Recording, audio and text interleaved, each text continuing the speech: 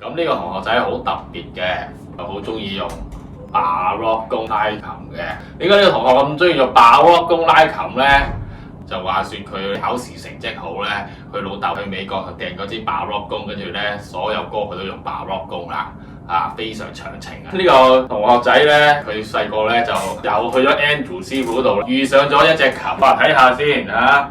Guadagnini 嘅 copy 嚟嘅，2018年啊，有咩咁特別咧？咁首先就 Guadagnini 啲琴有唔同嘅款式啦。喺 Stradivari 之後有一個出名嘅製琴師傅咁可以當佢係叫做集國家之大成。咁呢隻琴好特別嘅，就會比其他琴細少少嘅喎。呢隻咧就係我自己隻 Andrew，咁呢隻就佢嘅。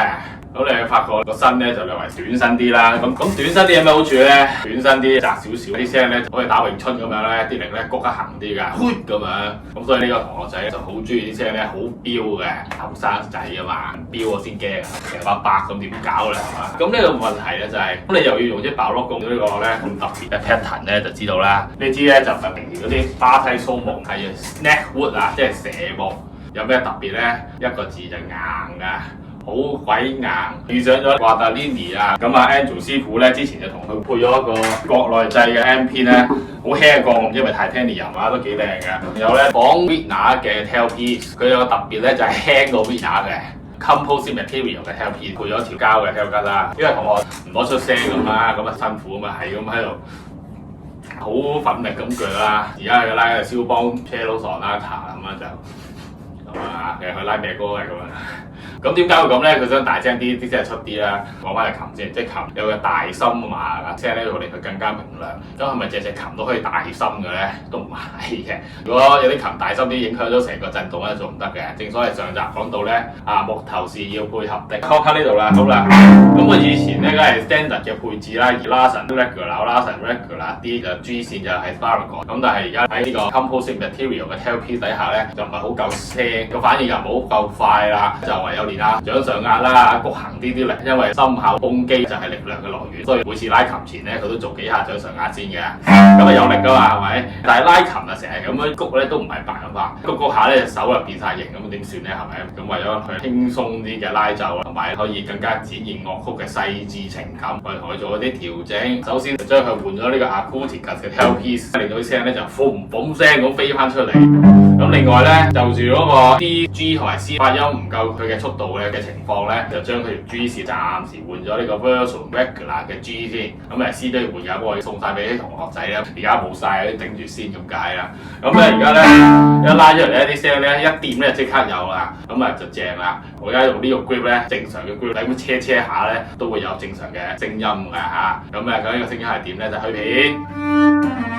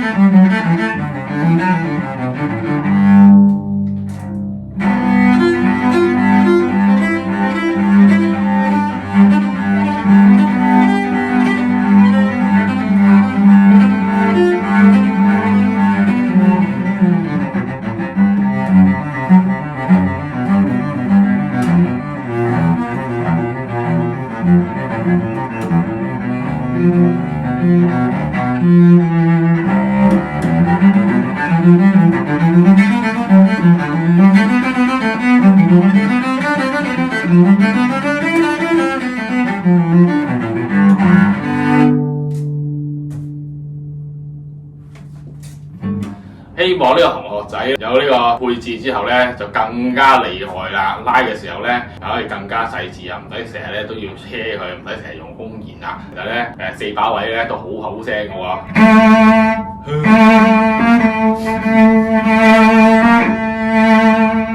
piano 嚟嘅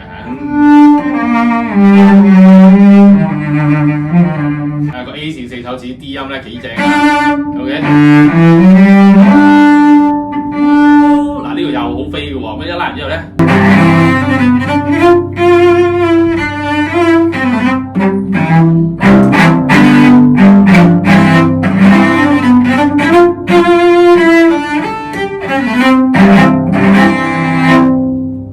咁你可以將個音樂喺手中搓到圓撳扁，要有嘅時候有，要冇嘅時候就係冇啦，係咁撳停就冇啦，係咪？咁有嘅時候咧，空氣中回盪幾分鐘都仲有聲㗎，好勁㗎。咁會唔會失控咧嘅聲？咁暫時用咗 version 咧就唔會嘅。之前換咗 Larson 嗰啲 Arioso 咧 ，G 線就唔多掂啦。因為個 Arioso 咧有翻啲 tension 嘅，要落去先有反應。咁一落去咁啊唔掂啦，有車啦。我嗰條片咧，除咗用咗呢支 Baroque 弓之外咧，都有呢個我嘅祖傳 Archer 啊，早晚嗰個早啊，早啲遺留落嚟嘅 Larcher。